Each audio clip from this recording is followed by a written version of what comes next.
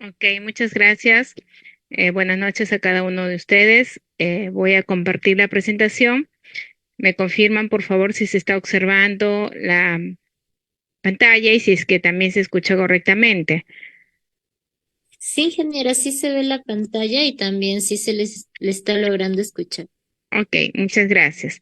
Bien, tal cual, ya lo veníamos trabajando la clase de ayer, estábamos dándoles estos alcances de las generalidades, ¿no? ¿Qué significa todos estos conocimientos previos al desarrollo de ya el estudio de cada uno de los componentes del expediente técnico? Entonces, respecto a ello, nos habíamos quedado en lo que son las responsabilidades. Decíamos que nuestras reglamentaciones vigentes sí disponen una responsabilidad para el consultor, ¿no? Definitivamente, y esto lo encontramos en la Ley de Contrataciones con el Estado y también lo encontramos en nuestros códigos penales. Así es que de pronto también la Contraloría General de la República ha impulsado un proyecto de ley que por ahora no se ha cristalizado como una ley, así es que esperemos, pero lo que nos queda y la lección que un poquito por ahí hay que estar alerta es en cuanto a la realización de un expediente técnico de la mejor manera, cumpliendo aspectos reglamentarios, haciendo que esto sea lo más cercano a la realidad y pues evitando estas deficiencias que hacen daño pues al Estado, ¿no? El que más se perjudica es el Estado. Y recuerden que el Estado no es la institución, sino nosotros, todos los peruanos, todos los que van a hacer uso de ese proyecto, ¿ya? Vamos a continuar. Justo el día de ayer nos habíamos quedado ahí en lo que son las responsabilidades. Hoy vamos a abordar los conocimientos de nuestra norma G030, el cual se encuentra en nuestro Reglamento Nacional de Edificaciones, el mismo que corresponde a derechos y responsabilidades. Esta norma, la G030, nos indica en su artículo primero quiénes son los involucrados, quiénes son los que están inmersos dentro de estos derechos y responsabilidades en cuanto a un proceso de la edificación. ¿Mm? Entonces nos dicen que estos actores o estos profesionales o estos, vamos a decir, como lo menciona acá también, los actores involucrados en el proceso de la edificación son aquellas personas que intervienen en este proceso de edificación. Estas pueden ser personas naturales o jurídicas, instituciones o entidades, sean públicas o privadas. En ese sentido, nosotros, los profesionales, estamos inmersos en ello, ¿ok?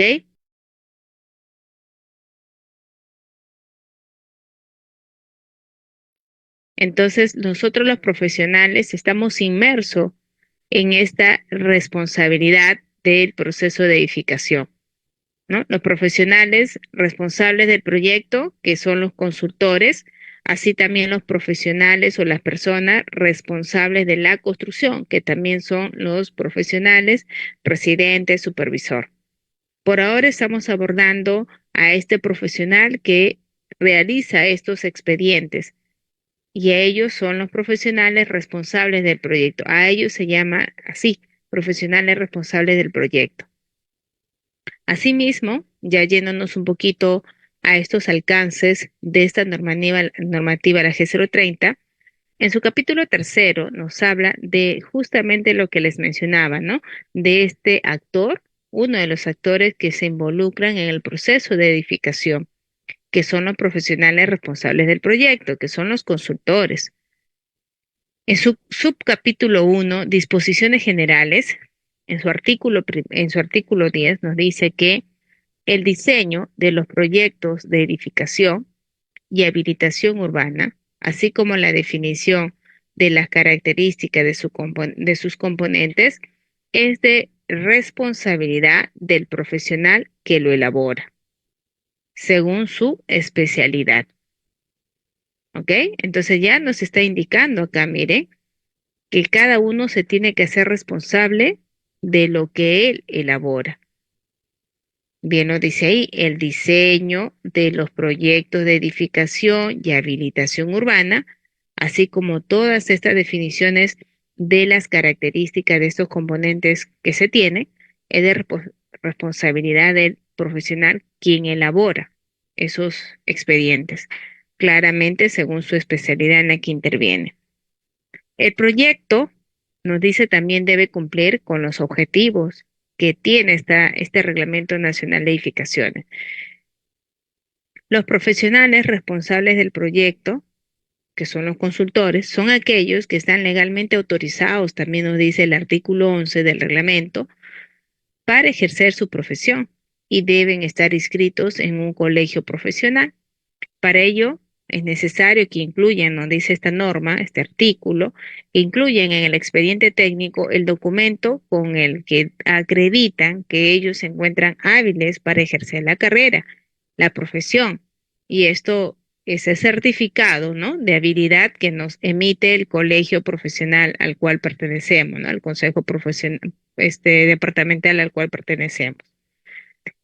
Además, este artículo 11 también nos dice que según su especialidad, el arquitecto es responsable del proyecto de arquitectura.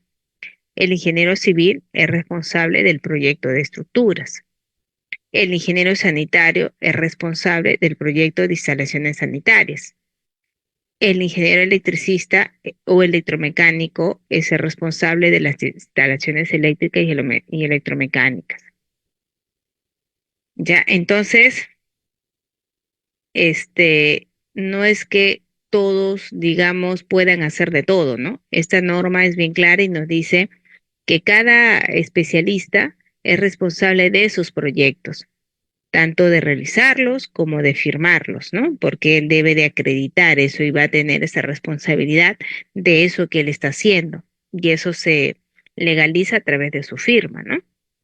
Ahora dice, en caso se requieran proyectos especializados como gas, seguridad integral, redes de información y otros, se requerirá la participación del profesional especialista.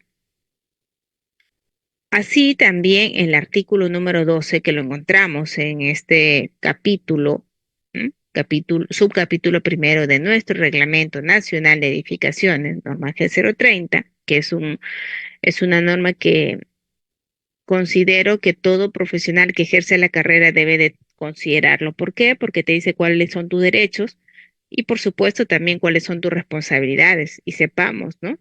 Sepamos cómo hacer nuestras cosas, qué nos corresponde, no nos corresponde, qué nos faculta, qué no nos faculta. Eso no es que nosotros asumamos las cosas, eso lo vamos a encontrar en este artículo, ¿ya? En esta norma. Ahora, el artículo 12 nos dice que los profesionales responsables del proyecto,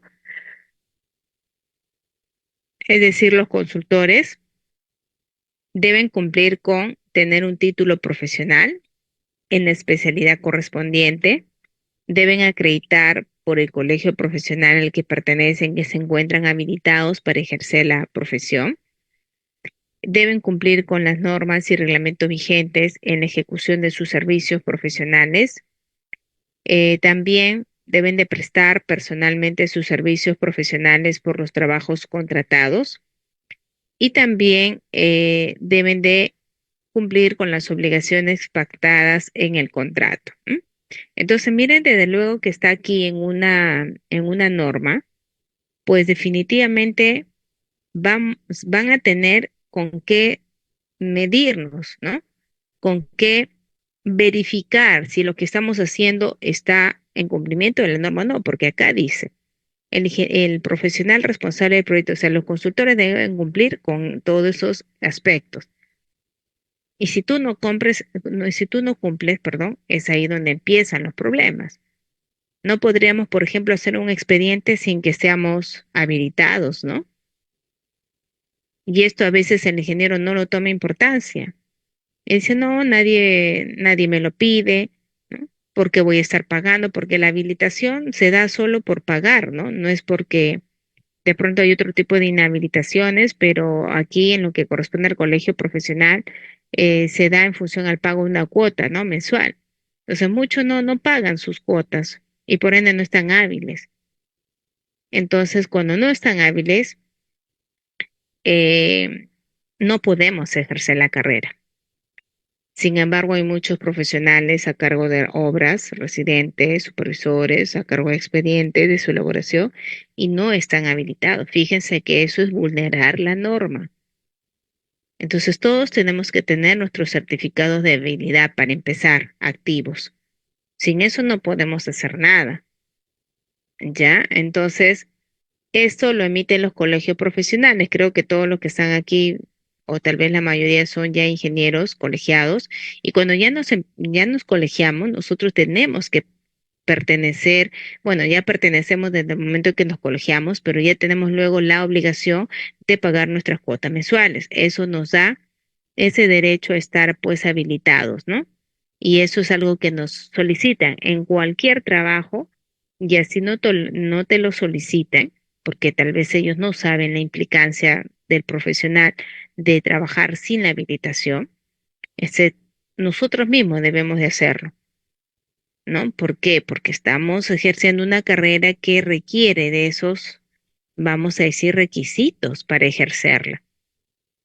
¿Ya? Y siempre fijándose, ¿no? Que no estén caducos, o sea, que si ustedes pagan tal vez por año, pues tengan que siempre renovarlo. Si pagan mensual, también siempre tengan que estar, este, digamos, solicitándolo. Yo de pronto, por ejemplo, acá, eh, bueno, yo siempre lo pago anual, ¿no? Yo siempre lo suelo pagar anual porque para mis trabajos lo necesito. Y imagínense, pues, ¿no? Yo no puedo estar difundiendo que uno esté hábil cuando no lo estoy. Entonces, por ejemplo, este es el certificado que ustedes deben andar a juntar a su expediente técnico, ¿no? Este es el tercer certificado de habilidad emitido por el Colegio de Ingenieros del Perú. Bueno, va el nombre del ingeniero, a qué consejo departamental estás adscrito, en mi caso es ANCA Chimbote, este es mi número SIP, esta es mi fecha de incorporación, mi especialidad, este, y bueno, acá estoy yo, por ejemplo, hábil hasta el 31 de marzo del 2025, ¿no? Entonces ya imagínense así, pues tengo toda la garantía de poder trabajar sin ningún inconveniente, sin ninguna vulneración de las normas vigentes, ¿no? Entonces eso es lo que se refiere cuando uno dice acreditada por el colegio profesional que pertenece, que se encuentran habilitados, ¿ya? Y bueno, cumplir todo lo que ahí se menciona. El artículo 13, recuerden que todo lo que estoy ahorita mencionando son estas disposiciones en función a los derechos y responsabilidades del consultor, dicho por nuestro Reglamento Nacional de Edificaciones, nuestra norma máxima, vamos a decirlo, en función al rubro construcción, tanto lo que refiere al diseño como ejecución. Así que es algo que lo tenemos que respetar. Es nuestro Reglamento Nacional de Edificaciones. ¿M? Luego nos dice también este subcapítulo 1, nos dice que los profesionales que son responsables de, bueno, de lo que están realizando, de su expediente, por eso los profesionales responsables de ese proyecto que están realizando, deben firmar los planos, especificaciones y demás documentos de los cuales son autores y que hayan elaborado como parte del expediente técnico. Mejor dicho, los profesionales que elaboran el expediente técnico deben de firmar todo el expediente, con todos sus componentes que se tiene, ¿no? Principalmente, bueno, plano, nos dice acá especificaciones y demás documentos de los que ellos son autores y que hayan elaborado como parte del expediente, ¿no? Sin embargo, a pesar que nos dice que el consultor es el que está, eh, vamos a decir, el que es el responsable por la calidad ofrecida del expediente, que es quien ha contratado con la entidad, en el caso haya sido externo, él es el único responsable, ¿no? Por la calidad ofrecida en ese expediente técnico. Quien hizo es el contrato entre la entidad y ese profesional o esa, bueno, empresa en el caso haya, ¿no? Sin embargo, sabemos que ese expediente está hecho también por diversos especialistas. Ellos firmarán lo que han hecho, porque la norma es clara. Los profesionales responsables deben de firmar lo que realizan. Entonces ellos, por ejemplo, yo también trabajo en la parte ambiental, entonces yo hago todo este tema del plan, pues, de mitigación ambiental. Entonces, yo lo firmo como especialista, ¿m? Pero también firma eso el consultor, que es el responsable de todo ese expediente, que es el que finalmente contrató con la entidad. Y legalmente es el que debe de dar la cara por todo lo que tiene el expediente. Digamos que de una u otra manera los especialistas o los que participan en esta elaboración, pues también tienen una responsabilidad colateral, ¿no? Compartida, ¿ya? Pero el que tiene todo el peso es el que ha hecho ese contrato entre la entidad y él, ¿no? También nos dice que los consultores o proyectistas son responsables por las deficiencias y errores, así como por el incumplimiento de las normas reglamentarias en que hayan incurrido en la elaboración y ejecución del proyecto. Ojo, ellos son responsables, no hay otra persona. Ellos han hecho su expediente, sea malo, sea bueno, ellos son los únicos responsables porque ellos han elaborado todo el expediente, lo han firmado y al momento de firmar ya validan ellos todo ese contenido. Luego la entidad sigue su trámite, va a aprobarlo, obviamente ese expediente, va a evaluar y luego aprobar, y luego, bueno, seguirá su curso. Entonces, pero en su mayoría, la entidad asume que todo lo que está ahí está bien hecho, ya ni a veces lo chequea, lo verifica. Por ende, muchos expedientes pues tienen deficiencias. Ahora, el artículo 14 nos dice que el consultor es el responsable por las deficiencias y errores, así como por el incumplimiento de las normas reglamentarias en que ha incurrido en la elaboración y ejecución. El artículo 15 nos dice que las personas jurídicas constituidas como empresas del proyecto son solidariamente responsables con el profesional responsable del proyecto, es decir, con el consultor, respecto de las consecuencias que se deriven de errores u omisiones en los cálculos, dimensiones y componentes de la obra, o en las especificaciones, nos dice técnicas. Ya, entonces acá es bien claro, o sea, en todo momento nos indica responsabilidad del profesional por lo que él realiza. Que todo lo que está ahí, sea bueno o malo, es de responsabilidad de quien lo elabora, de quien firma ese expediente, ¿no? Entonces, simplemente la entidad tiene que poner aquí las cosas, digamos, claras, ¿no? Elaborar contratos que efectivamente hagan que el consultor, bueno, ante la deficiencia que se hace de la deficiencia que él presenta, ¿no? Entonces, ahí sí, nos falta una buena gestión del contrato de este profesional, dado que muchas veces él piensa que solamente entregando mi expediente ya se acaba mi responsabilidad, y no es así, ¿no? Lo hemos visto el día de ayer en nuestra sesión 1 que no es así. Él tiene una responsabilidad todavía de 3 años a partir de la culminación de la obra.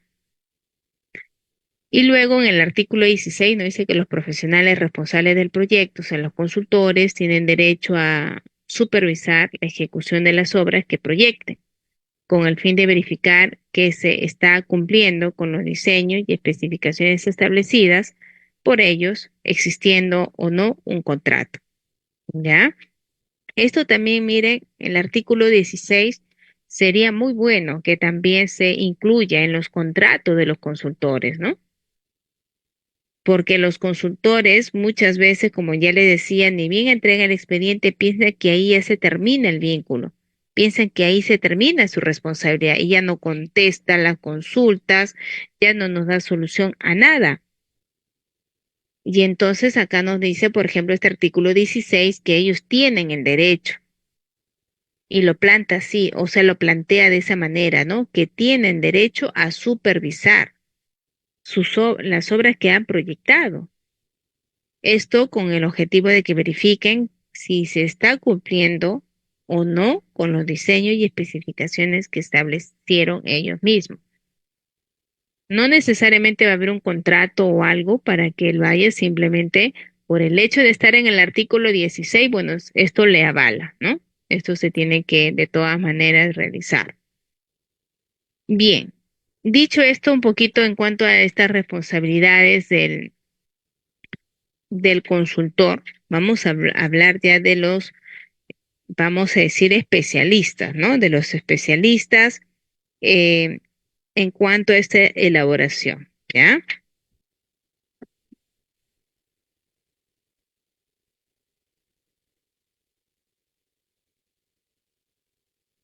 Su capítulo tercero nos dice del arquitecto. ¿Cuál es esta responsabilidad del arquitecto? Porque es uno de los profesionales que participa en la elaboración del expediente técnico, ¿no?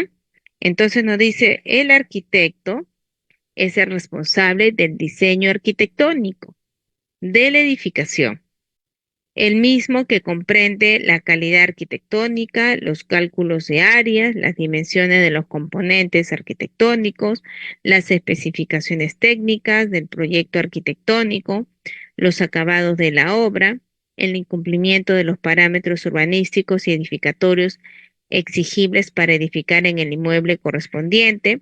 Asimismo, es el responsable de que sus planos, y los elaborados por los otros profesionales responsables del proyecto sean compatibles entre sí, porque la parte arquitectónica es la base, ¿no? En función de eso, bueno, se va a tener que trabajar en el tema de una edificación, la parte pues estructural, la parte de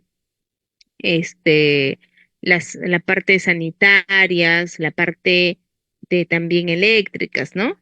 La parte misma de arquitectónica, completar todo, ¿no? En base a la arquitectura, ¿no? Al diseño que ellos establezcan, ¿no? Entonces tiene también esa responsabilidad, nos dice, que todo vaya vinculado. Ahora, el subcapítulo 4 de esta misma norma, en su artículo 20, nos dice en cuáles son las responsabilidades del ingeniero civil, que es otro profesional que participa en la elaboración de estos expedientes, ¿no? De estos estudios. El ingeniero civil nos dice que es el responsable del diseño estructural de una edificación, el cual comprende los cálculos, las dimensiones de los componentes estructurales, las especificaciones técnicas del proyecto estructural y las consideraciones de diseño sismo resistente. Asimismo, es responsable de la correspondencia de su proyecto de estructuras con el estudio de suelos del inmueble, materia de la ejecución del proyecto. Este estudio, a su vez, es de responsabilidad del ingeniero que lo suscribe. Entonces, fíjense bien, ¿no? ¿Cuál es esta responsabilidad de los ingenieros civiles, ¿no? De hecho, siempre relacionamos al ingeniero civil con la parte estructura, ¿no? Él avala todo este componente sumamente importante que tenemos en las edificaciones, ¿no? Y el arquitecto, la parte arquitectónica. Y asimismo, bueno, también tendremos las responsabilidades del ingeniero sanitario, ingeniero eléctrico. Esto también está aquí para un poco complementarlo. Ya no lo puse porque hay algunas ponencias, bueno, que tengo que abordar este, toda esta temática y tengo poco tiempo, así que no suelo a veces colocar toda la información. A ver, voy a ponerlo por acá. Mm, en cuanto a estas normas, a ver, en la norma,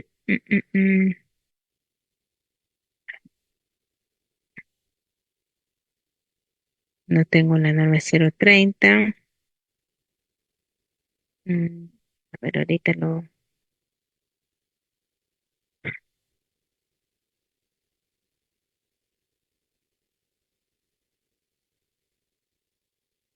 un ratito, chicos, por acá lo debo de tener. Para más que nada también de repente en la sala hay algunos ingenieros eléctricos, mecánicos, ¿no? Y de pronto a ellos también les interesa, ¿no? Conocer,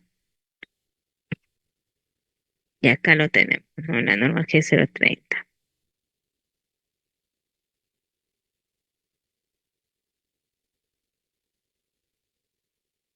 Acá está.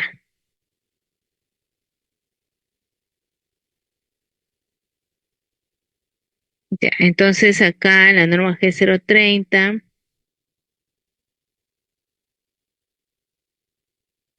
vamos a ver, acá está, ¿no? Nos hemos quedado en lo que es del ingeniero civil, luego en lo que respecta a los ingenieros sanitarios, electricistas y electromecánicos, nos dice que el ingeniero sanitario, el ingeniero electricista, el ingeniero electromecánico y demás ingenieros especialistas son responsables del diseño de las instalaciones que le corresponda, según su especialidad, los cuales comprenden los cálculos, las dimensiones de los componentes y especificaciones técnicas del proyecto de su especialidad. Asimismo, son responsables de que sus respectivos proyectos se adecúen, dice, ¿no? A las características de las redes públicas, a la factibilidad de los servicios y a las normas técnicas vigentes, ¿no? Entonces ya con ello podemos ver cómo la norma, ¿no? Nos indica cuáles son las responsabilidades para cada uno de estos profesionales, ¿no? Especialistas en cada uno de estos rubros. Mm, Vamos entonces también a hablar, ¿no? De lo que nos refiere el capítulo 8 en cuanto a las responsabilidades administrativas, civiles y penales, ¿no? Justamente en digamos, en este contexto de los constructores de obra. El artículo 50 nos dice que las responsabilidades de los actores participantes en cada uno de las etapas del proyecto pueden ser, estas responsabilidades nos dicen que pueden ser administrativas, civiles y también o penales, y las cuales pueden ser aplicadas también en forma concurrente si fuera el caso. El artículo 51 nos dice que las responsabilidades administrativas de los actores participantes en un proyecto u obra puede darse cuando estos, por acción u omisión, generan un perjuicio a cualquiera de los actores administrados o partes contratantes, y esto se da, esta responsabilidad administrativa se origina porque se incumple los deberes generales o responsabilidades que están normadas en el Reglamento Nacional de Edificaciones y las legislaciones administrativas vigentes. ¿Ok? Eso es en cuanto a la responsabilidad administrativa. La responsabilidad civil también de los actores que participen en un proyecto o una obra se da cuando estos, por acción u omisión, generan un perjuicio a cualquiera de estos actores administrados o partes contratantes. Y esto se da por el incumplimiento de lo pactado en el contrato, de lo normado en el presente reglamento, que es el Reglamento Nacional de Edificaciones, y de la legislación civil vigente. ¿Ya? Y finalmente, el artículo 53 nos habla de la responsabilidad penal y nos dice que esta responsabilidad penal de los actores, participantes en un proyecto u obra pueden darse cuando estos también por acción u omisión generan un daño a cualquiera de los actores, administrados o partes contratantes, mediante un hecho o conducta tipificado como delito y está normado en la legislación penal vigente. ¿Ya? Entonces, hasta ahí el tema de las responsabilidades. Lógicamente, también cuando el consultor va a tener este vínculo con la entidad, ¿no? Se generan contratos. Y en los contratos también se dice claramente a través de sus cláusulas cuáles son sus derechos, ¿no? Sus deberes, cuáles son sus responsabilidades. Pero esto que colocan en los contratos, bueno, también tiene su nacimiento, ¿no?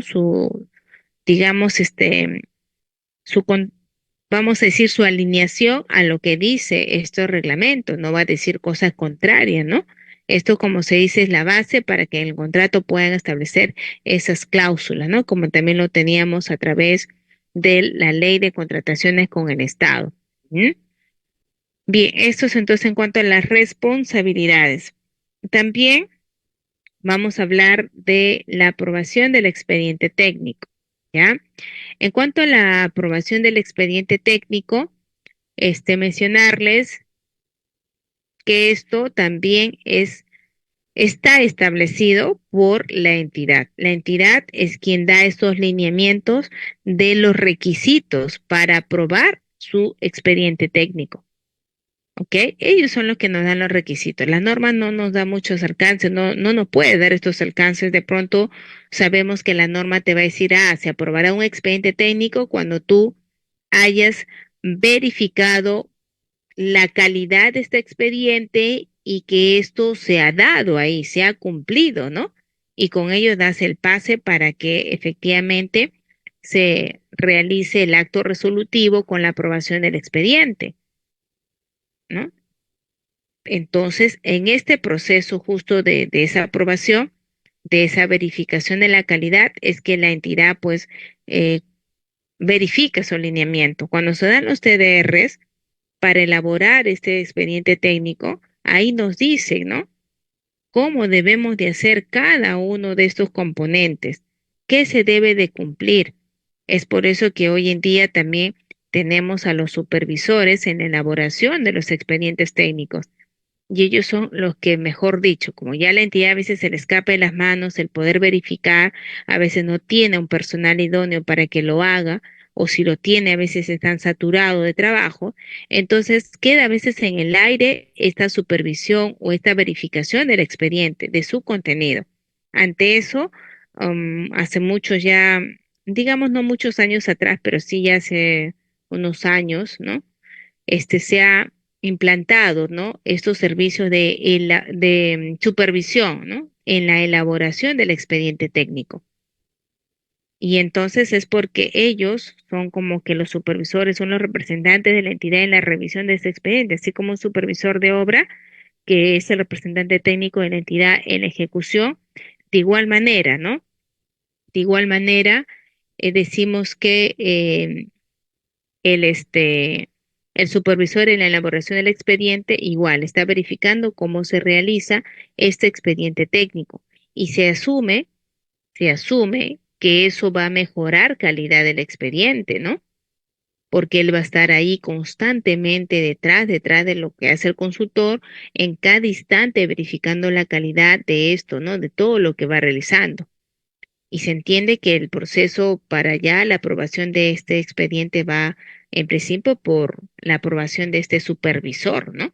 El supervisor va a, se entiende que él va a tener que emitir un informe de este expediente técnico, de la aprobación o desaprobación, y con eso ya la entidad se basará para que dé pues su visto bueno, para que se realice el acto resolutivo correspondiente.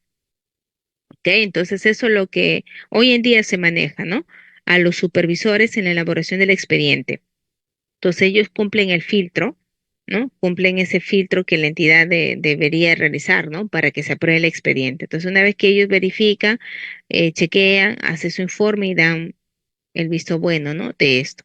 Ahora allí también hay un poquito, acotaciones, porque si ya, yo digo, ¿no? Tenemos a un profesional idóneo en la elaboración del expediente, que ha sido contratado para esto, que se le ha evaluado todo su experiencia, currículo, este, y ya él de por sí deberían entender que eso ya es garantía para que él me realice un buen expediente.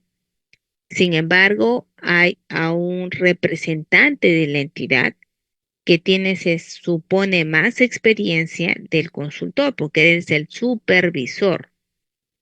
Y los que supervisen tienen que conocer un poquito más de lo que hacen, ¿no? Para que justamente ayuden a algunos problemas, para que pueda generar ideas, ¿no? Productivas para ese expediente, qué sé yo.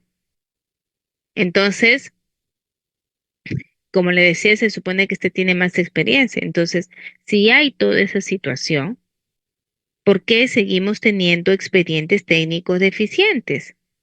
¿Por qué seguimos teniendo obras inconclusas, obras que se han suspendido o se han paralizado por tema del expediente técnico, por las deficiencias en el expediente técnico? Entonces hay un poquito, hay que analizar también, ¿no? El supervisor en la elaboración del expediente tiene que efectivamente ajustar ahí. sabiendo estas estadísticas un poquito desfavorables que tenemos, ¿no? De que el 90%, 95% de los expedientes tienen deficiencias. Ya, entonces por ahí, como le digo, y ellos son los que van a dar los mecanismos, se supone también representado con la entidad, para aprobar ese expediente técnico. La entidad coloca, establece sus lineamientos y quien está haciendo ese trabajo para la entidad tiene que alinearse, ¿no? A lo que la entidad les está solicitando. Y así recién se podrá ir aprobando ese expediente técnico. Ahora, los expedientes técnicos sabemos que para que también sean gestionados adecuadamente, su aprobación, deben de estar firmados, visados, ¿no? En cada uno de sus hojitas. Por el profesional nos dice responsable de su elaboración y por el profesional encargado de su revisión.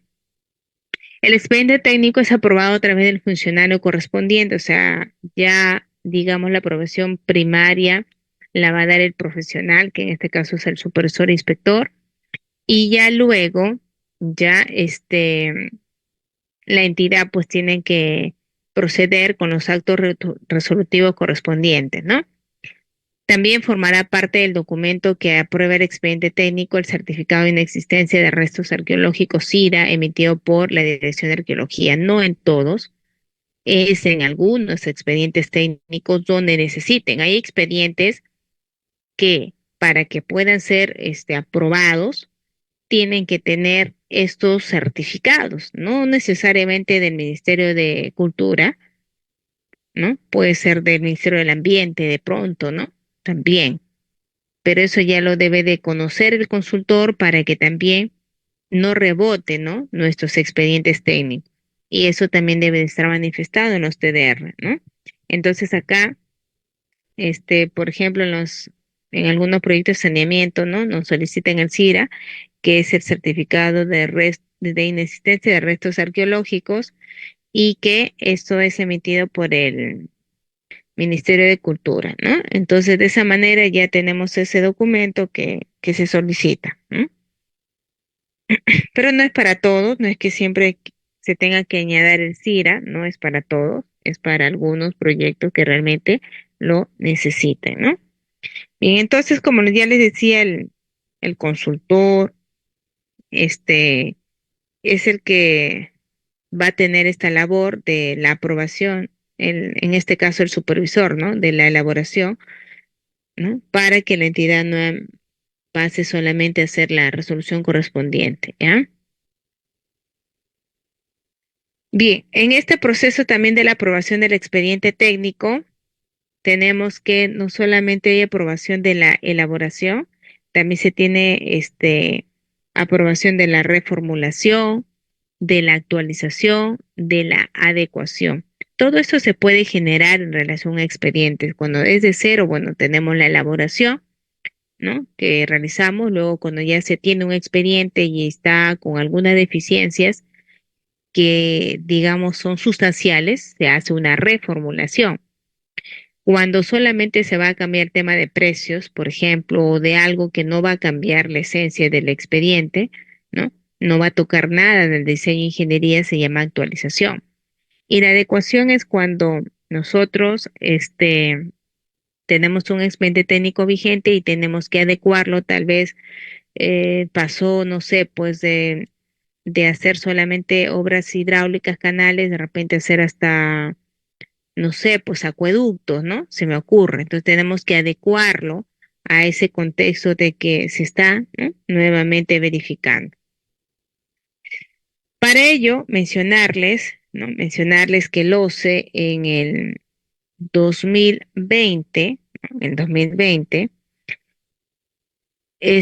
anunció, ¿no? El uso de formularios electrónicos para poder registrar expedientes técnicos de obra, siendo obligatorio este proceso, ¿no? Desde esa fecha que enunció. Esta funcionalidad se tiene en el SEACE, es decir, en el Sistema Electrónico de Adquisiciones y Contrataciones con el Estado, y su objetivo, ¿no? Y su objetivo es, a ver chicos, Están que piden permiso ahí, es por eso que un poquito se ha ido la pantalla. Bueno, les decía que el sistema electrónico de adquisiciones y contrataciones con el Estado, que es el SEACE, ¿no? Este es donde se ha implementado esta funcionalidad de el ingreso del registro de los expedientes técnicos de obra. Esto con el objetivo de tener mucho más transparencia y eficiencia del Estado en cuanto a esta información, ¿no? De registrar esta información llamada expediente técnico. Para ello, indicarles que en fecha 10 de agosto del 2020, se refirió que en aras de la optimización de las contrataciones públicas, se haga el registro obligatorio de los expedientes técnicos en las plataformas del SEACE. O sea, a partir del 2020, así como los cuadernos de obra digitales también, se enunciaron que los expedientes técnicos deben de ser registrados obligatoriamente en el portal del SEACE mediante formularios electrónicos implementados por el Organismo Superior de Contrataciones con el Estado, que es el OSE, para la contratación y ejecución de las obras públicas bajo los alcances de la Ley de Contrataciones del Estado.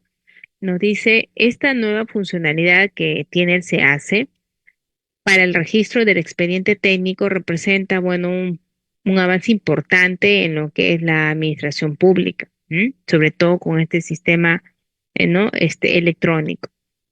También indicarles que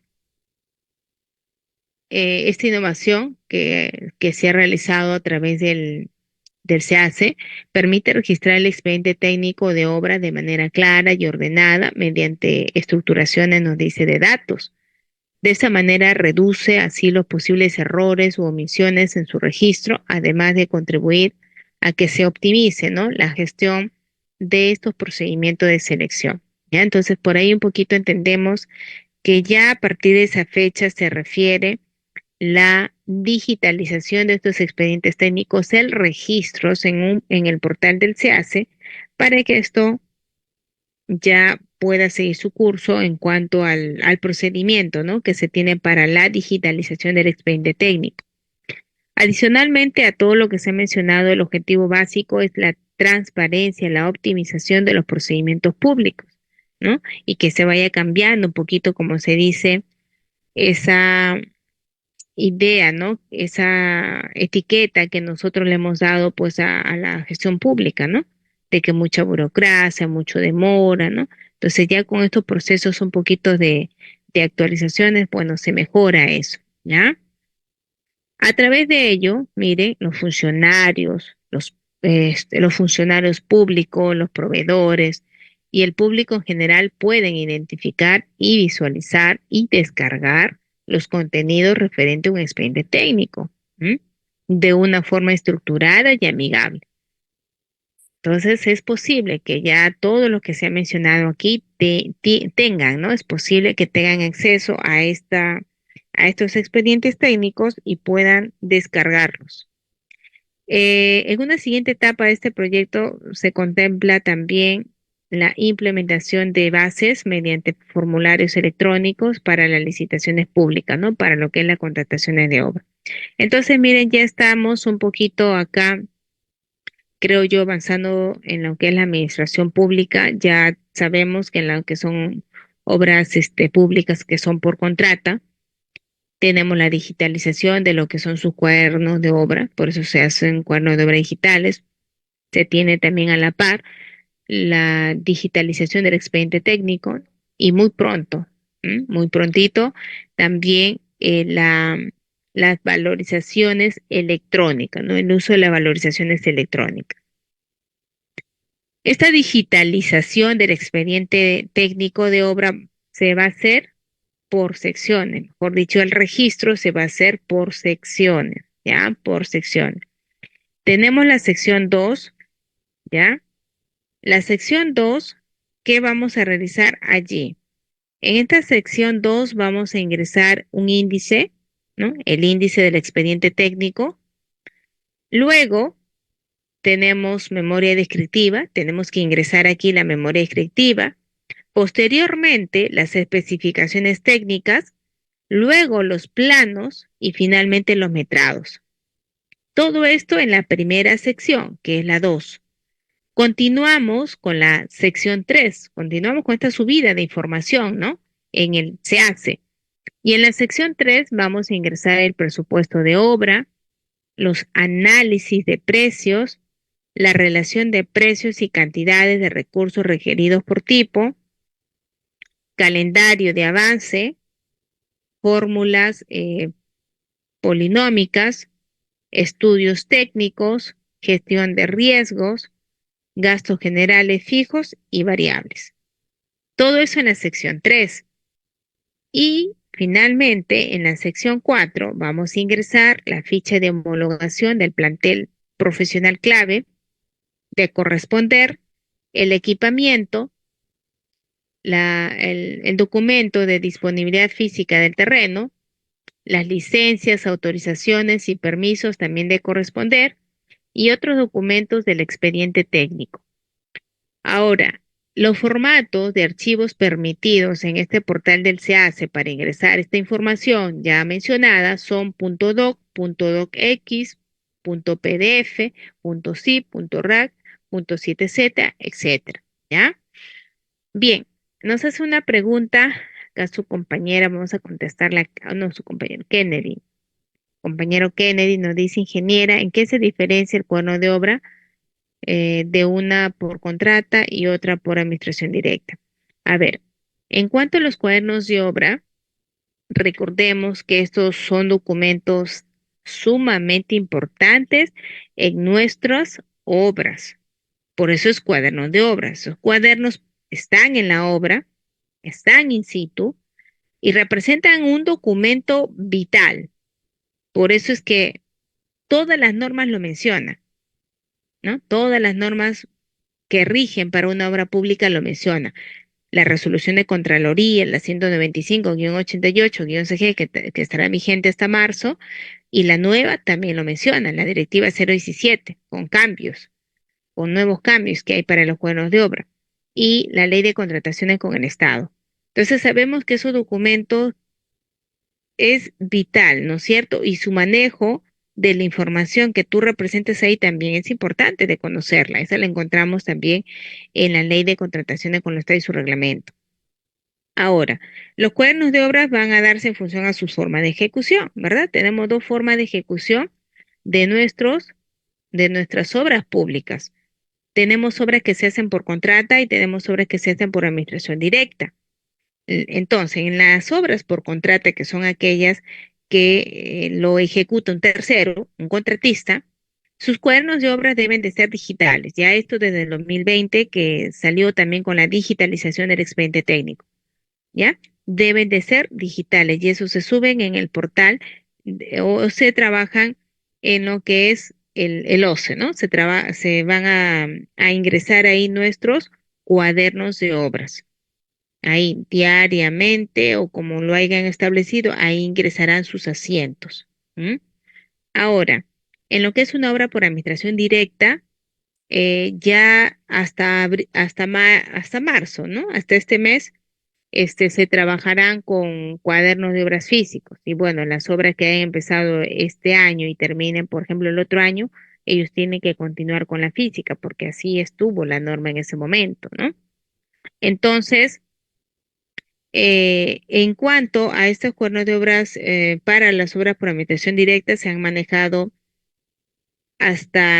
bueno, hasta antes que salga esta directiva, cuerno de obra físico, escritos, ¿no? Escritos. Pero ya a partir de abril, jóvenes, a partir de abril, ya los cuadernos también serán digitales, tal cual una obra por contrata. Ahora, ingeniera, ¿y dónde lo subo? En el OCE también?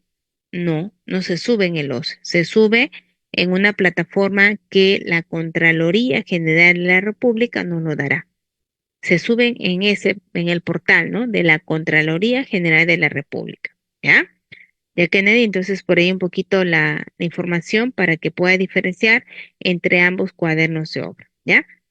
Bien, acá tenemos entonces ¿no? El detalle de cómo es esta digitalización, esta subida, mejor dicho, de la información del expediente técnico, ¿no? Al SEACE. Bien, luego tenemos otro punto importante también de considerar en lo que son los expedientes técnicos, que es la modificación. ¿Será posible modificar los expedientes técnicos? Vemos que de una u otra manera eso sí nos permite, ¿no? Nos permite el OCE una elaboración, nos permite reformular, actualizar, adecuar, ¿no? Son estos aspectos que se consideran. En este caso, ¿será posible la modificación? Bueno, vamos a ver en qué términos será esta modificación, ¿ya? Del expediente técnico.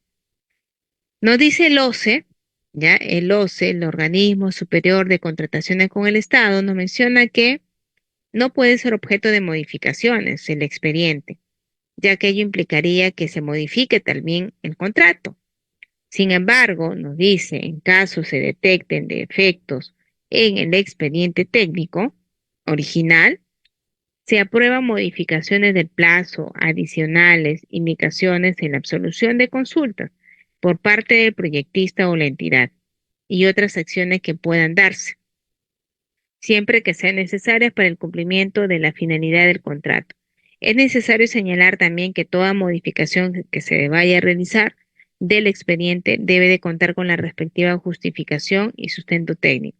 Entonces, de plano nos dice que la modificación, como primera opción, no es bien vista porque ello significaría, vamos a decir, que tanto la entidad como el consultor, ¿no? Han hecho malas cosas. Porque si yo modifico, o sea, si yo, por ejemplo, como consultor, he hecho un trabajo idóneo, me he ido a campo, he trabajado con especialistas, he sido muy cauto, ¿no? En cada cosa que he realizado para el expediente, difícilmente tengamos fallas, ¿no? Puede por ahí que sí, de todas maneras, porque nadie es perfecto, pero ya minúsculo a comparación de las cosas a veces tan fuertes que tenemos en un expediente técnico que cambiar. Entonces nos dice, en primera instancia no puede ser objeto de modificaciones, porque si ya se aprobó un expediente, salvo que ese expediente se haya dejado hace mucho tiempo, salvo que por ahí haya habido, pues, de repente algunas actualizaciones que realizar, pero si ya yo digo modificación como tal del expediente, tenemos que ver en qué términos es esta modificación parcial, total, hay mucho esos cambios que va a originar afectan referente al presupuesto, todo eso se tiene que evaluar. El OCE nos dice y nos da apertura a que sí, pues, ¿no? Si bien es cierto, no es lo ideal, no es, mejor dicho, bien visto que se modifique, sin embargo, si es necesario, si es de todas maneras algo que se tiene que hacer, bueno, se generará. Entonces, para ello, un poquito explicarle también aquí que cuando nosotros, este, hablamos del expediente técnico, recuerden que nosotros vamos a tener el expediente técnico original, ¿no? Ese que elabora el consultor, que es aprobado, ¿no? Y que se vuelve, pues, esencial para la ejecución de ese proyecto, ¿ya? Entonces, como ya les decía, tenemos el expediente técnico original, ese expediente que lo hemos elaborado y que ya también se ha aprobado. Ese tendrá sus metas físicas originales. Sin embargo, cuando nosotros estamos ejecutando, pueden presentarse deficiencias del expediente técnico, vicios ocultos y otros alcances tal vez que la entidad nos quiera dar. Puede que el expediente técnico original, en función a ese documento, cuando yo ya voy a ejecutar, se generen estos contextos, ¿no? Encontremos un expediente técnico eficiente, encontremos vicios ocultos en la obra u otros alcances, como dice ahí, que la entidad pues nos dirá. Y esto hace que el expediente técnico se modifique, ¿no? Que ya no sea lo original, sino que sea algo ya distinto, algo mejorado. Y eso, ese expediente técnico modificado, está constituido por los diversos, digamos, situaciones que se pueden dar, ¿no? Puede darse reducciones de metrados, los adicionales con deductivos vinculantes, adicionales, mayores metrados, partidas nuevas, ¿no? Y su objetivo de esto siempre va a ser el cumplimiento de la meta física original, ¿no? Entonces, por ahí un poquito es el tema en cuanto a las modificaciones. Ya saben que esto como primera opción no debería de considerarse porque ya se ha hecho el pago a un consultor para que elabore ese expediente salvo, que ya como mencionaba, ya un vicio oculto, que eso ya no lo vio el consultor, o ya sea tal vez por otros aspectos, bueno, que suelen pasar también muchas veces. Siempre, por eso que el OCE menciona, bueno, al margen de lo que haya pasado, en cuanto a esta modificación, hay que señalar su justificación del por qué se modificó el expediente técnico, ¿ya? Bien, entonces hasta ahí, como les decía, ya los aspectos importantes, ¿no? De conocer antes ya de entrar a trabajar con cada uno de los componentes del expediente técnico. Son alcances, como lo mencionamos al inicio, estos son alcances de los expedientes técnicos, aspectos que tenemos que conocer antes de entrar a trabajar componentes, ¿no? Porque ya una vez que entremos a componentes, solamente me voy a centrar en componentes, ¿no? En hablar de cada uno de estos elementos, de estas partes que componen el expediente técnico y ya no tendría por qué tocar otros alcances, digamos, previos, ¿no? Ya no. Entonces, hasta ahí, jóvenes, son estos alcances importantes, ya como ustedes han visto, más que nada es marco normativo, yo no invento nada, simplemente conduzco este conocimiento que la norma nos da en función a esta temática, ¿ya? Bien, ya dicho esto, vamos a avanzar un poquito, ¿no? Con ya estos componentes del expediente técnico, ¿ya? A ver, creo que están haciendo ya. El expediente de aprobación, más que un expediente de aprobación, estimado Juan Manuel, cuando nosotros hablamos acá decíamos antes, de la aprobación del expediente técnico, ya cuando hablamos de esto, decíamos que los lineamientos lo da la entidad y ya te lo menciona en los TDR, ¿no? Ya te menciona en los TDR sus lineamientos para aprobar cada componente que estás haciendo y, bueno, en líneas generales, ¿no? Lo que desee que se cumpla para que finalmente ellos te puedan dar esta aprobación. De hecho, lo va a mencionar el contrato también, porque en los TDR lo menciona, ¿no? Lo menciona en los TDR y lo menciona en el contrato. Y eso se vuelve, vamos a decir, obligatorio, ¿no? De hacerlo, dado que está en las bases y dado que está en el contrato, yo lo tengo que cumplir. Entonces, ¿quién da esos lineamientos? La entidad. Y la entidad también es quien te aprueba ese expediente técnico.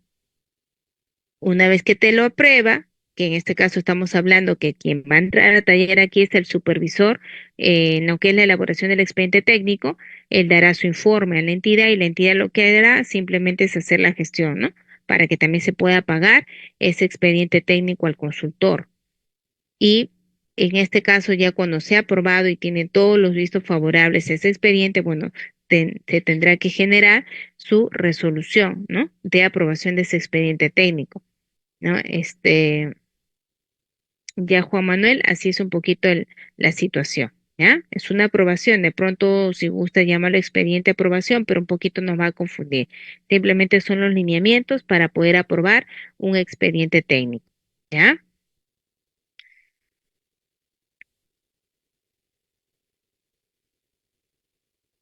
Bien, vamos avanzando un poquito entonces de los componentes del expediente técnico, ¿ya?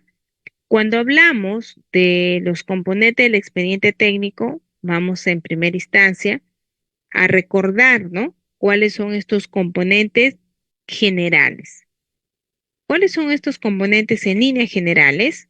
La memoria descriptiva, los estudios básicos y específicos, también tenemos los planos de ejecución de obra, las especificaciones técnicas, los metrados, análisis de precios unitarios, presupuestos, fórmulas polinómicas y cronogramas. O sea, en general, son todos estos componentes del expediente técnico. Pero estos también un poquito decirles que hay algunos componentes que solamente son para algún tipo de forma de ejecución y que solo con ellos se va a aperturar, no es común. Por ejemplo, si es que mi obra es por contrata, únicamente en mi obra o en mi tipo o en mi forma de ejecución, únicamente mi forma de ejecución debe de llevar fórmulas polinómicas. Por ejemplo, si es por contrata. Solo en mi obra, solo en los proyectos que van a ser por contrata, se lleva fórmula polinómica. ¿Ya? Así también, por ejemplo, en la relación de equipos mínimos, también llevan, en este caso, los expedientes de una obra por contrata. En una obra por AD, ¿ya? En una obra por AD, únicamente lleva presupuesto analítico. O sea, me estoy diciendo que tiene todos esos componentes que están viendo en general, pero más algunos que son particulares solamente para esas formas de ejecución. Obras por administración directa tiene un documento en particular que solo ellos lo tienen, ¿no? Que es el presupuesto analítico de la obra, así también el cronograma de requerimiento de materiales, de equipos y de mano de obra, ¿ya? Entonces son algunos documentos que lo diferencian, pero en líneas generales llevan la mayoría de componentes son comunes, ¿no? Tanto para obras por AD como para obras por contrata. Solamente en algunos, como se dice, pues tienen la diferenciación, ¿no? En algunos, digamos, según la forma de ejecución, en algunos componentes que he mencionado van a darse solamente para esa forma, pues, de ejecución. Bien, vamos entonces ya a abordar el primer componente, ¿no? Vamos a abordar el primer componente de mi expediente técnico. Todo expediente técnico, su primer documento que lo integra es la memoria descriptiva, ¿ok? La memoria descriptiva. Y cuando hablamos, ¿no? Cuando hablamos de la memoria descriptiva, que es uno de los documentos y que esto es común, ¿no? Tanto para una obra por AD como para una obra por contrata, ¿no? Estas memorias descriptivas, según el OCE, es decir, según el Organismo Superior de Contrataciones con el Estado, nos dice que constituyen, como su nombre mismo lo menciona, la descripción del proyecto. Describen el proyecto. Y entre estos puntos que servirán para describir el proyecto nos menciona a la introducción, a los antecedentes, a la ubicación del proyecto, al estado actual de la obra, a las vías de acceso, a las estrategias para el desarrollo de los trabajos, a las medidas de seguridad, tolerancias, entre otros. ¿Ya? Entonces, el OCE, recuerden, nos da alineamientos importantes, pero ustedes pueden mejorar. ¿M? Ustedes pueden mejorar en función a lo que menciona primariamente el OCE.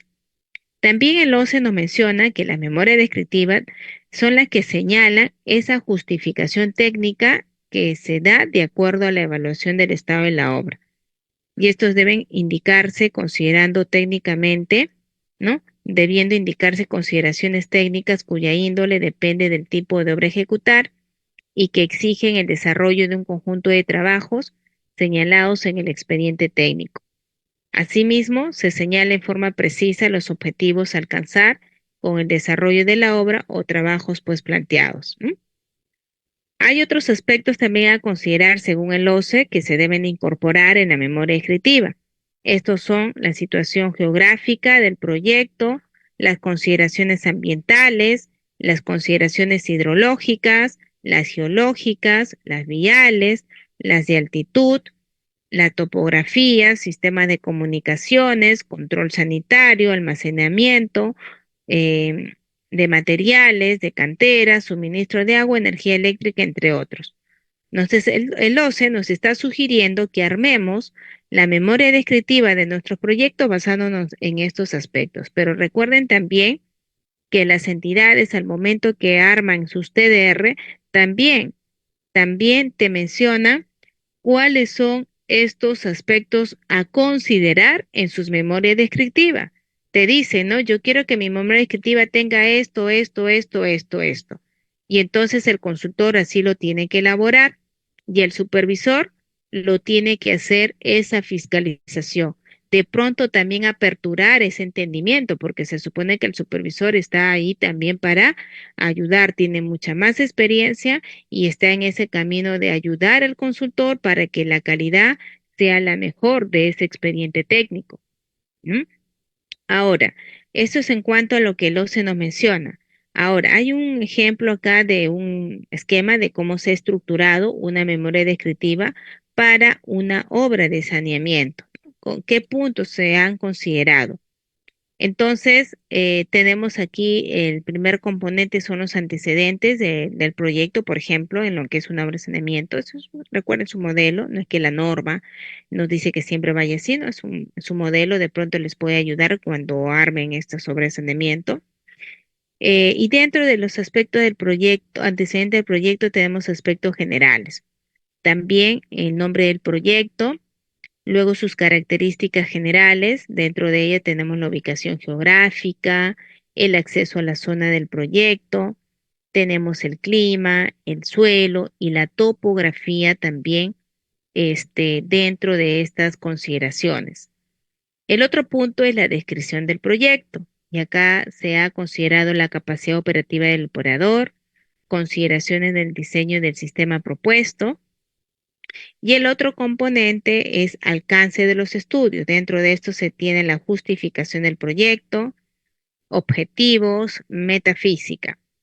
En cuanto a la descripción técnica del proyecto, tenemos las normas aplicables, la selección del sistema, las características también de los componentes, ¿no? De este proyecto que se está considerando. Como penúltimo punto tenemos el financiamiento. Dentro de ello se considera la meta financiera del proyecto, cuál es el presupuesto de la obra, cuál es su modalidad de ejecución, su sistema de contratación, su plazo de ejecución. Y finalmente se tienen conclusiones y recomendaciones y anexo croquis fotos, ¿no? Entonces ustedes pueden de repente alinearlo a lo que están haciendo en su proyecto, ¿no? Y considerar o modificar o mejorar, ¿no? Como les digo, los TDRs también les, vamos a decir, les dan, ¿no? Estas pautas a considerarse, ¿sí? Bien, a ver, Walter nos dice, ¿qué diferencia hay entre ubicación del proyecto y situación geográfica del proyecto? Bueno, la ubicación geográfica es bueno, como su nombre lo refiere, nos va a posicionar en dónde se encuentra el proyecto dentro de, vamos a decir, de todo nivel macro, ¿no? O sea, podríamos hacerlo de esa manera en cuanto a decir, bueno, mi proyecto queda, no sé, pues en Nuevo Chimbote, o sea, la ubicación del proyecto es dónde está ubicado este proyecto en función, podremos hacerlo también con coordenadas, ¿no? Algunos incluyen coordenadas. Primero incluyen la ubicación indicando pues la región, la provincia, ¿no? El distrito, ubican allí. Y luego añaden, ¿no? Un map, un gráfico donde ahí refiere, ¿no? O sea, ponen en algunos, vamos a decir, toda la región, ¿no? Y van luego a la provincia y luego al distrito. Algunos solamente la provincia y el distrito, o otros solamente el distrito. No hay una regla, una norma que indique, porque ya te lo ha descrito su región, su provincia y su distrito. O sea, ya sabemos dónde está ubicado ese proyecto, cuál es la ubicación del proyecto. Eso, ¿no? Decir dónde está, simplemente posicionado. La situación geográfica del proyecto es otra cosa porque ya describen este, esa ubicación. Vamos a decir bueno, un poco la situación geográfica, no lo he, digamos, visto. Lo que siempre he visto en los expedientes es ubicación del proyecto, dónde está ubicado, situación geográfica, no lo he visto en realidad, pero entiendo un poco por lo que se indica que está referente a cómo está esa zona, ¿no? Donde vamos a nosotros a realizar el proyecto, porque es situación geográfica, ¿no? Entonces se entiende que geográfica o la parte geográfica se entiende por esa zona donde vamos a nosotros a ejecutar en ese punto específico. ¿Cuál es la situación? ¿Cómo se encuentra? ¿No? Asumo que algo así debe de considerarse en lo que es la situación que es diferente a esa ubicación del proyecto. ¿M? Diferencia, nos dice Jean Paul, entre resumen ejecutivo y memoria descriptiva general. El resumen ejecutivo, la memoria descriptiva es algo que nosotros consideramos relacionado a toda la información para entender de qué se trata ese proyecto. Eso es la memoria descriptiva, o sea, es un documento donde va a describir todos los puntos importantes, relevantes de ese proyecto. Y es por eso que el consultor lo que crea que es relevante en ese tipo de proyecto, en esa zona, lo tendrá que incluir en su memoria descriptiva. Esto es su modelo, por ejemplo, ¿no? O considerando cada uno de estos aspectos, yo ya sé más o menos de qué se trata mi proyecto, en qué consiste, ¿no? Esa es la memoria descriptiva. Y el resumen ejecutivo es algo más corto, como su nombre lo menciona, simplemente es un resumen donde se menciona algunos puntos, vamos a decir, sustanciales, cortos nada más, porque es un resumen, no tiene ítems, no tiene, vamos a decir, jerarquías de puntos para explicar todo el proyecto, simplemente es un resumen. De pronto es un ítem solo que dice resumen ejecutivo y se describe, ¿no? El proyecto. Nada más, en líneas generales. Contextualizo todo el proyecto con una redacción de una hoja, tal vez. En cambio, la memoria descriptiva, no. Es ítem por ítem explicando a detalle cada una de estas consideraciones para entender de qué se trata ese proyecto, ¿no? Claro, también podría ser estado del terreno, ¿no? Cuando hablamos de la situación geográfica, también puede ser eso, ¿ya? Bien, vamos a continuar. Según el MTC, que es el Ministerio de Transporte y Comunicaciones, nos dice en obras viales, porque el MTC está referente a las obras viales, nos da un modelo de cómo ellos consideran, ¿no? De ellos, cómo consideran su memoria descriptiva. ¿Qué consideran, por ejemplo, ellos? Miren. Consideran 4 puntos. En el primer punto nos refieren los objetivos del estudio, ¿ok? Los objetivos. Y acá refieren que este punto debe de ser concordante con los alcances del estudio de la preinversión que otorgó la viabilidad, siendo el objetivo preciso y claro.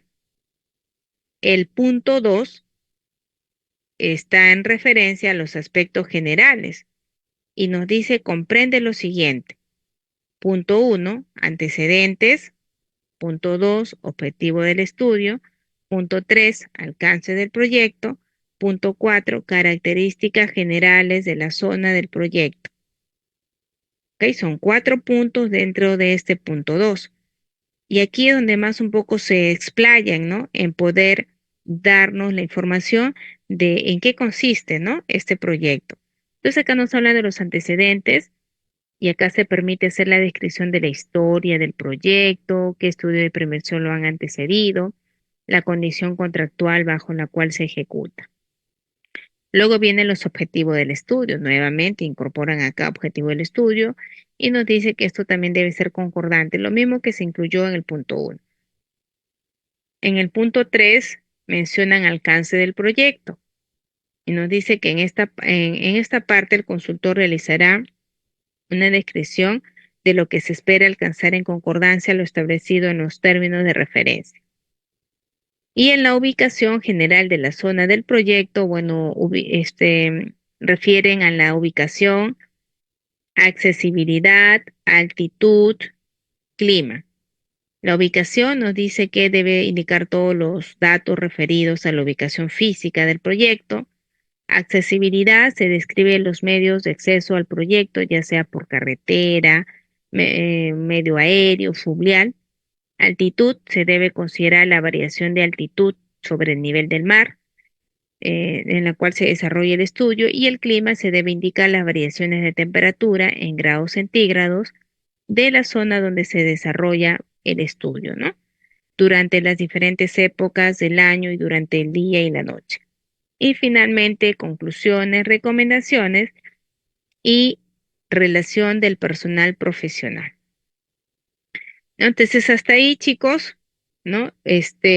Vamos a trabajar el día de hoy en nuestra sesión número 2, ¿no? Ya hemos empezado hablando de uno de los componentes, el expediente técnico, el primero, que siempre se trabaja porque ahí damos toda la información de lo que es ese proyecto, ¿no? Ya les mencionaba que no hay una regla fija, no hay un reglamento que te diga coloca X y Z, entendemos por definición que la memoria descriptiva es aquel documento donde nos permite, pues, conocer ese proyecto, de qué se trata, consideraciones de ubicación, como ya lo he mencionado, hay vegetación, por ahí flora, fauna, cómo se llega a la obra, accesibilidad, ¿no? Objetivos, antecedentes, entre otros alcances, ¿no? Que son importantes de conocer, presupuesto, cronograma, sistema de contratación, ejecución presupuestaria, información para entender lo que más adelante pues se va a seguir construyendo en el expediente, ¿ya? Bien, chicos, hasta ahí nos vamos a quedar, ya, y acá ya nos voy a siempre a colocar donde nos quedamos y ya de aquí pasamos a lo que son las preguntas, ¿ya? Gracias, ingeniera. Vamos a pasar a las preguntas. Por favor, levanten la mano para que puedan participar.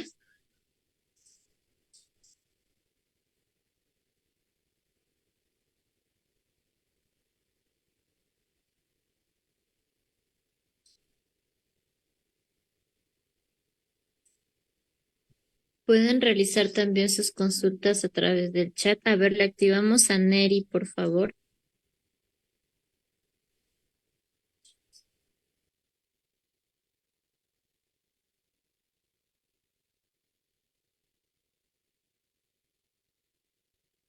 Por favor, a Neri. Neri, ¿ya tienes acceso? Buenas noches. Buenas noches, ingeniero. ¿Me escucha? Sí, buenas noches, sí, sí le escucho, buenas noches. Una consulta. Sí, dígame. Es referente a los adicionales de obra.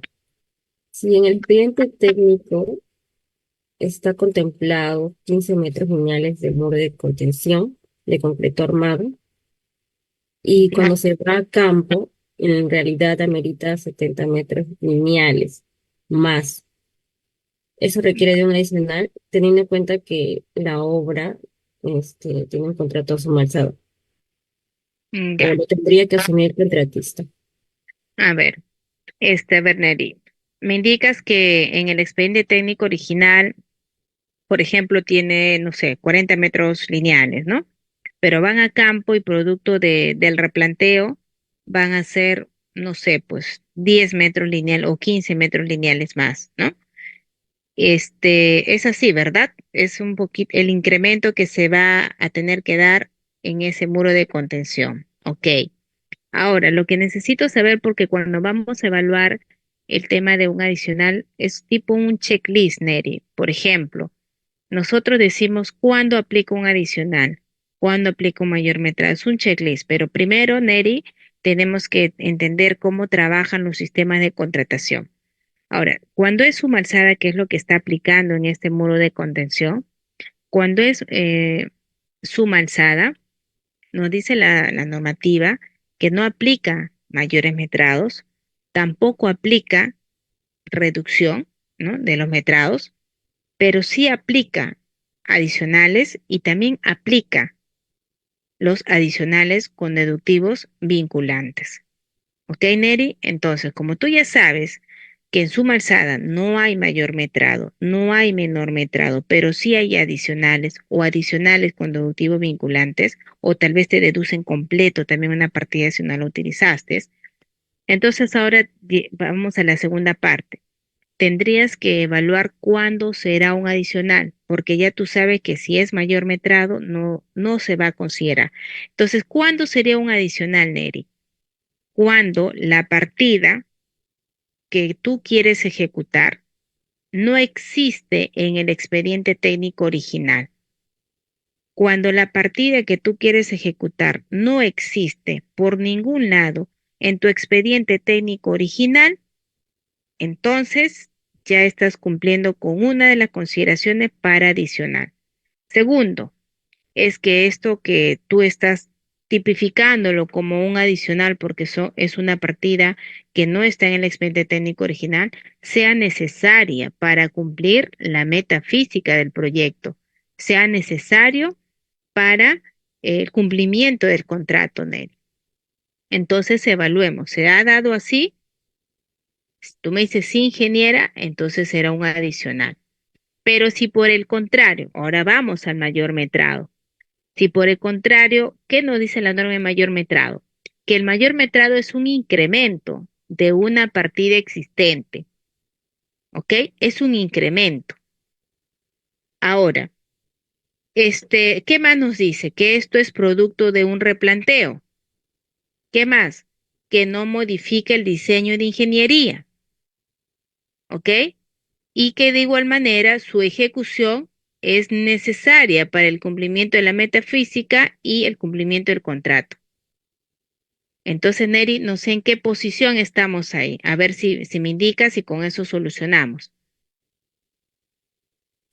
Sí, le decía que sí está contemplado en el expediente técnico 15 metros lineales, pero ¿Ya? en la realidad amerita 70 metros más.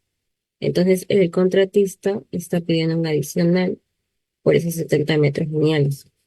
Pero si Ya. usted dice que ya, si, ya al estar contemplada la partida de muro de contención, así sea 15 metros lineales, eso no ameritaría un adicional, entonces. No, si no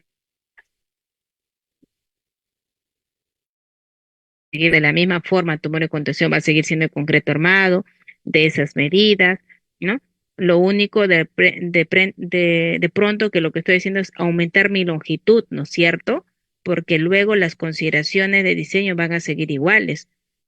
El muro va a seguir siendo ahora diferente que tú me dijiste, no es un muro de diferente, ¿no? De otro, no sé, pues de concreto ciclopio, ¿no? Va a ser ingeniera de concreto armado. Las medidas van a ser otras. Ahí estamos hablando de un adicional.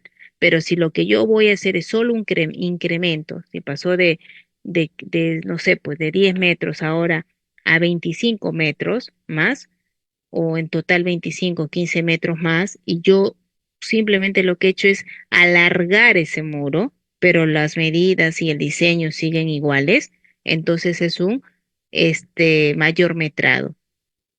Y si en tu plano, ¿no? Está ahí eso, él tiene que hacerlo. Si está también, o en tu plano, bueno, va a estar de repente menos, ¿no?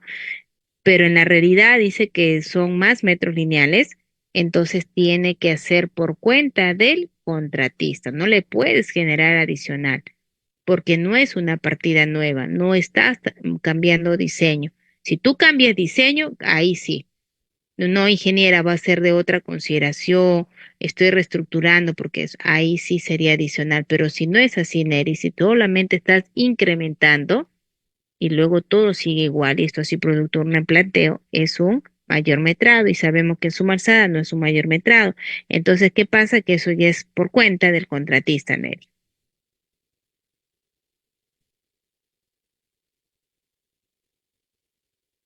¿Ya? Gracias, ingeniera. A ver, a Ok. uno más, por favor, le habilitamos a Steve. Steve, ¿ya tienes acceso? Solamente quería consultar cuándo suben los PPTs de cada clase. En el caso de esta, se subiría después de terminada esta sesión. Va a ser el mismo, igual, se termina la sesión y se va a subir las diapositivas.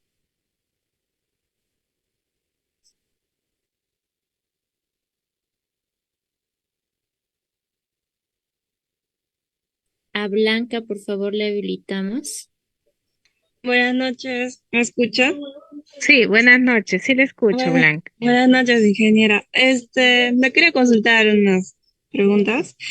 En la obra donde estoy, se ha paralizado. Quisiera saber, y también estaba realizando adicional. Eh, Quisiera saber si se puede realizar un adicional durante una suspensión o también se puede rellenar cuaderno de obra digital estando suspendido. ¿Cuál es la normativa? Por favor. A ver, este, una suspensión del plazo es de mutuo acuerdo entre la entidad y el contratista, por razones, bueno, que tendrán, pues, ¿no? Que facultará como suspensión. Y se entiende que durante ese tiempo yo no puedo hacer ejecución. Por lo tanto, yo no puedo llenar mi cuaderno de obra porque no hay ejecución. Y el cuaderno de obra es para nosotros asentar diariamente las incidencias, lo que yo realizo en la obra. De pronto tú has dicho el día 6 de marzo se suspende la obra. No sabemos hasta cuándo se suspende, ¿no? Se Ujú, suspende sí. la obra. Entonces, después será tu último asiento el día de hoy, de tu suspensión. Y ya de ahí nuevamente ingresarás a tu cuaderno de obra la fecha que reiniciarás, que ya dejamos de lado la suspensión y reiniciamos. Lo único que puedes hacer, nos dice la norma, cuando suspendemos es algún trámite. De pronto yo digo, bueno, ingeniera, yo suspendo el día de hoy porque mi expediente está mal hecho. Mi mecánica de suelos no corresponde a lo que dice terreno. Por lo tanto, ingeniera, eso tengo que replantear el expediente. ¿Ok? Tengo que verificar nuevamente con otra mecánica, replantear diseño, o sea, prácticamente es hacer todo. Por ejemplo, ¿no? No estoy diciendo que sea tu caso, por ejemplo. Y entonces, ¿qué se hace? Se suspende. Entonces, en esa suspensión que ganamos, ganamos tiempo tal vez para hacer el adicional o el mayor metrado o lo que se tenga que hacer para nuevamente encauzar el proyecto. Pero no puedo asentar, bueno, sería ilógico, pues, ¿no? Yo ya suspendí, ¿cómo voy a asentar algo referente a ejecución? Y el cuaderno de hora lo usamos para eso. Cualquier Ah, otra información, cualquier otra comunicación ya es con informes, pero no con el uso de tu cuaderno de obra. bien, ingeniera, entiendo. Gracias. Ya, Y ok. la última consulta, por favor. Sobre respecto a mayores metrados, ¿cuál sería el proceso de los pagos? No sé, Eh, ¿podría Es, informarme, por favor? es igual que una valorización. Recuerden que cuando nosotros tenemos en obra, tenemos valorizaciones de obras principales que está en función a tu expediente técnico original.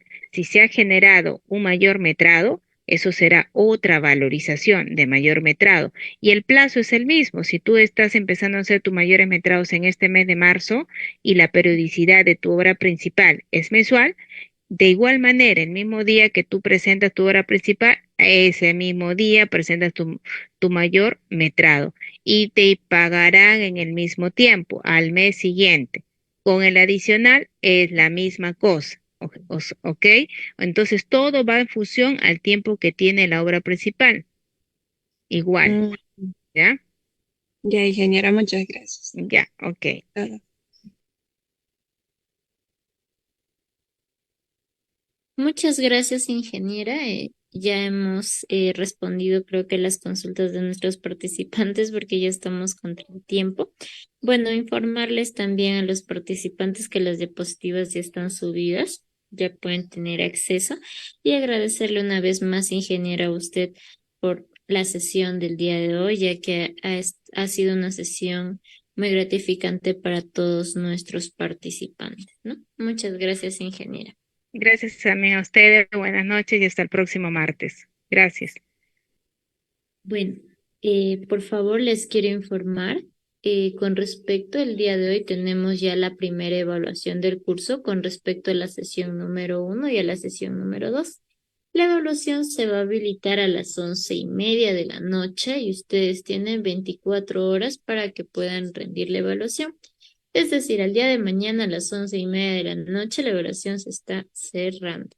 Hay que tener pendiente, recomendarles por favor que en el caso de la evaluación, por favor, revisen bien al ingresar sus datos, el número de DNI, ya que el reporte de notas ustedes van a ingresar a un enlace de la página, ustedes ingresan con su número de DNI. Es por eso que es muy importante no equivocarse en el DNI, porque ahí vamos a poder visualizar nuestras notas, ¿no? Ustedes son las únicas personas que van a poder ver de ustedes mismos, nada más sus notas. Los videos ya se va a proceder a subir con respecto a la sesión del día de ayer, el video ya está subido y el día de hoy, ahora al finalizar, ya se está subiendo el video. Muchos están preguntando por dónde se va a enviar la evaluación. El primer canal de comunicación para nosotros es el WhatsApp, en el cual nosotros a las 11:30 de la noche en punto, en el grupo de WhatsApp, vamos a compartir la evaluación para que ustedes puedan rendir. Es de primera instancia, así que hay que estar atentos nada más al grupo de WhatsApp. Hay un enlace, ingresan al enlace e ingresan a la evaluación. La evaluación es de 10 preguntas, por favor. Nuestra próxima clase es el día 12 de marzo, nuestra segunda semana. Ya vamos a entrar a la clase número 3. Vamos a proceder, por favor. No, ahora sí, el día de hoy sí o sí nos tenemos que tomar la fotografía, ya que nosotros es un reporte para el Colegio de Ingenieros, entonces sí o sí nos tenemos que hacer la fotografía, por favor. Prendemos nuestras cámaras, por favor, a nuestros colaboradores de COESI, por favor, habilítennos las cámaras para poder hacernos la fotografía el día de hoy. Gracias, Yadira. Gracias, Edson, usuario.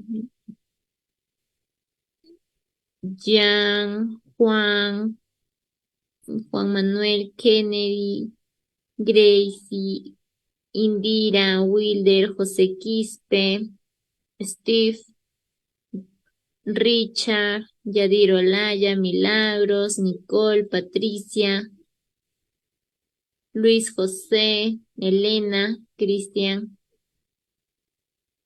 José Quintana, por favor, en interno a ver a la voz de 3, 1, 2 y 3.